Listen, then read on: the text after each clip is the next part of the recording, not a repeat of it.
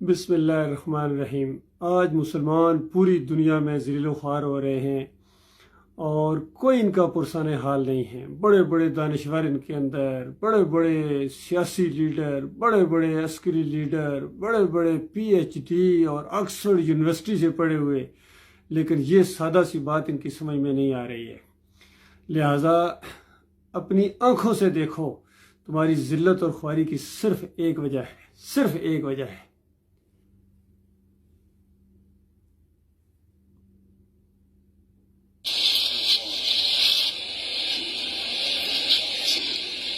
یہ دیکھو، یہ صندوق کھولا جا رہا ہے، یہ صندوق کھولا ہے ان مسلمانوں نے، جو ان کی قبروں کے اوپر سے کمائی ہوتی ہے، اور یہ انڈیا کے نوٹ لگ رہے ہیں، وہ محی الدین چشتی کے مزار سے جو ان کو یہ ملے ہیں، جو وہاں جا کے گلوں میں لوگ ڈالتے ہیں، اور غریب وہاں پس رہے ہیں اور کھانے کو نہیں ہے۔ ان کو ذلت اور خواری ان کے ساتھ، کہتے ہیں ہندو مارتا ہے۔ ہندو کیوں نہ تمہیں مارے؟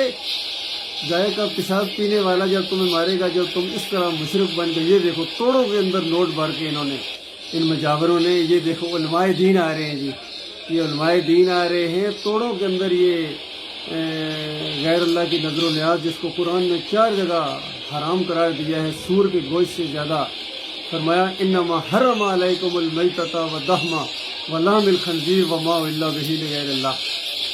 یہ اللہ کے علاوہ دوسروں، یہ دیکھو توڑے کھولے جا رہے ہیں۔ اندازہ لاؤ مسلمانوں، وہ تمہاری ذلت اور خواہی کی یہ وجہ ہے، وہ تمہیں ذرا بھی عقل نہیں آتی ہے۔ تمہیں کیا یہ دین تھا، یہ اسلام تھا تمہارا؟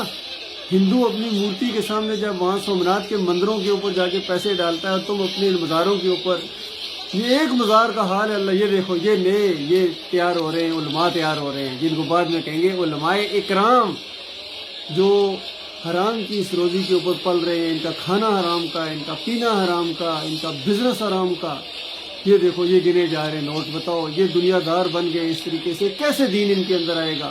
آخرت کا طلبی ان کے اندر کیسے آ سکتی ہے؟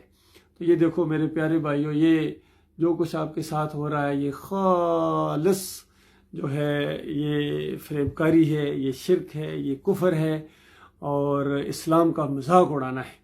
اور صرف ایک مزار پر نہیں، یہ ہر مزار پر اسی طریقے سے ہو رہا ہے۔ پاکستان میں بھی علی جویری کے مزار پر بھی اسی طریقے سے پورے محکمے اوقاف قائم ہو گئے وہاں، اور وہاں بینک کھول دیے گئے، اتنے پیسے وہاں کے ان گلوں کے اندر پڑتے ہیں۔ اسی طرح برامہ میں بھی یہی کچھ ہو رہا ہے، سیون شریف میں یہی کچھ ہو رہا ہے، ملتان شریف میں یہی کچھ ہو رہا ہے۔ اور یہ تو ان کے ہیں وہ جو صوفیوں کے مزار ہیں، باقی وہ جو عراق میں ہیں اور جو مدینے میں اور ہر جگہ ان کے مزار کی بندگی ہو رہی ہے۔ خالص مسلمانوں کے اندر یہ بت پرستی آ گئی ہے۔ اللہ کے بندوں، اس وجہ سے تمہیں مارا جا رہا ہے۔ تمہارے اپنے بھی مارتے ہیں اور تمہیں باہر والے بھی مارتے ہیں۔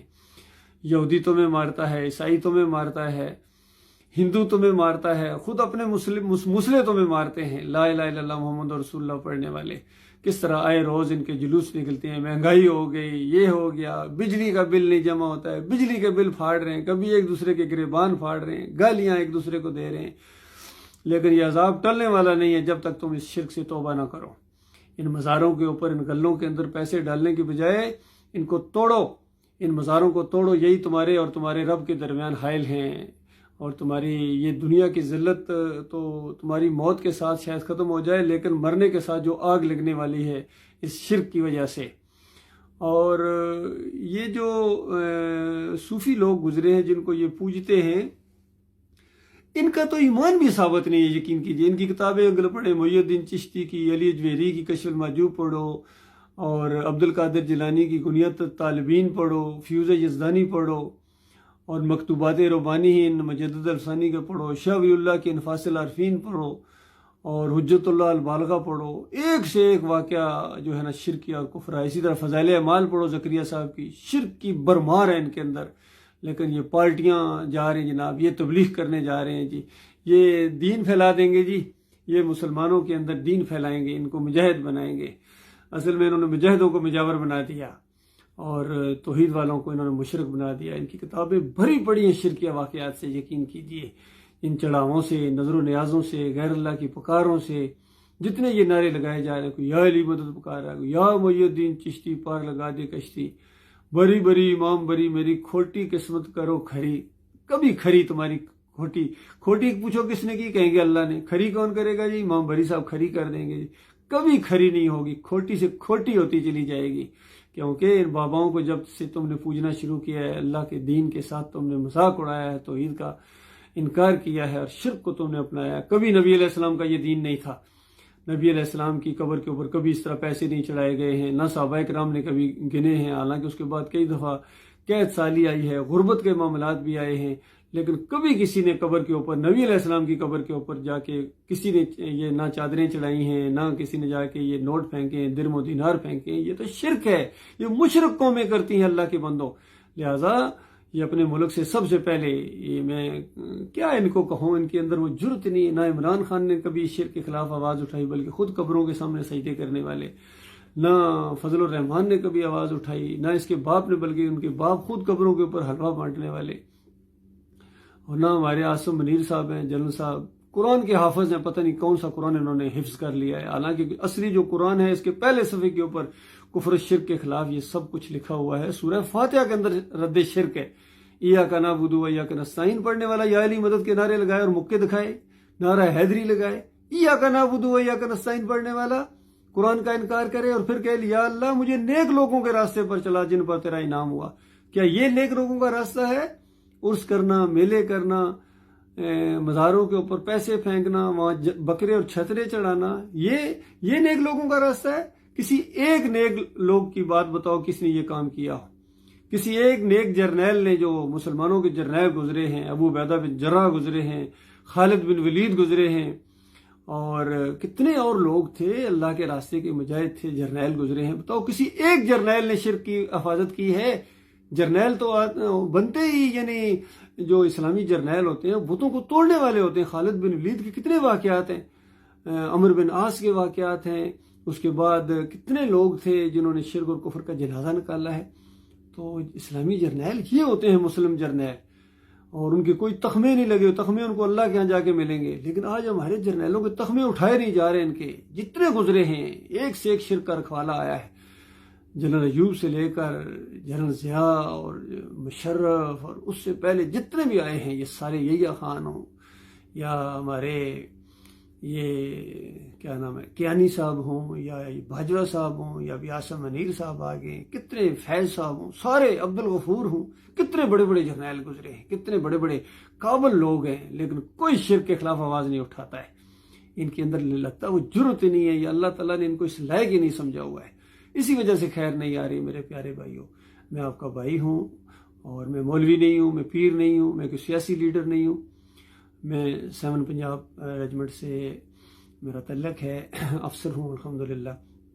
70th PM میں لانگ کورس کے ساتھ میری پاسنگ آؤٹ ہوئی ہے، اور 7 پنجاب ریجمنٹ میں گیا ہوں، وہاں بھی میں نے یہی بات بتائی، دم دم علی علی کے نعرے لگانے والوں، تم کبھی کامیاب نہیں ہو سکتے ہو، اور شرک سے توبہ کرو، معافی مانگو، اپنے مالک اور خالق کی طرف پلٹو، اور نبی علیہ السلام کا راستہ اختیار کرو، صحابہ کرام کے طریقے پر چلو، تب تمہاری دنیا میں بھی عزت ہوگی، اور جنت بھی اللہ نے ایسے لوگوں کے لیے رکھی ہے۔ یہ لوگ اگر اللہ کے راستے میں مارے جائیں شہید ہوتے ہیں، اور اگر ایمان کے اندر خرابی ہے، عرس اور میلے کرتے ہو، چادریں چڑھاتے ہو، اور غیر اللہ کی نظر و نیاز کرتے ہو، گھوڑے کو پوجتے ہو، تو تم جس مرضی بارڈر پر مرو، تم بیت اللہ کی حفاظت میں بھی مرو گے تب بھی ہمیشہ کی آگ میں جاؤ گے۔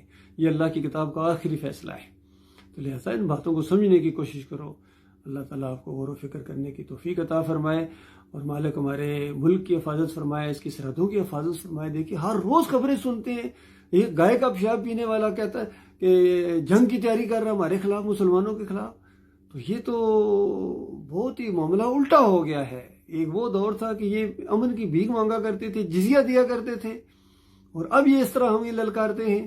اس کی وجہ یہ تم مومن نہیں ہو، جتنی مرضی وہ آیت پڑھو، ان کی تشریح کرتے رہو اپنے لحاظ سے، کہ اللہ تعالیٰ فرماتا ہے وَأَنْتُمُ الْأَعْلَوْنَ إِن كُنتُم مُؤْمِنِينَ، کہ اگر تم مومن بن جاؤ تو سر بلند رہو۔ مومن بنو نا، زبردستی تمہیں اللہ مومن بنائے گا؟ تم تو چادریں چڑھانے والے، تم عرس اور میلے کرنے والے، وہاں پیسے پھینکنے والے، بکرے اور چھترے پہننے والے، گھوڑے کے پجاری، تمہیں اللہ سر بلند کرے گا؟ تمہیں ذلیل و خوار کرے گا، ذلت تمہاری بڑھتی جا رہی ہے، تو یہ رکنے کا نام نہیں لے رہی۔ اللہ کے بدو توبہ کرو، شرک سے معافی مانگو، نکلو اس بریلویت سے، دیوبندیت سے، اہل حدیثیت سے، سلفیت سے، اور صوفیزم سے اور مزار پرستی سے اور قبر پرستی سے اور جمہوریت پرستی سے. یہ جو جمہوریت کا نظام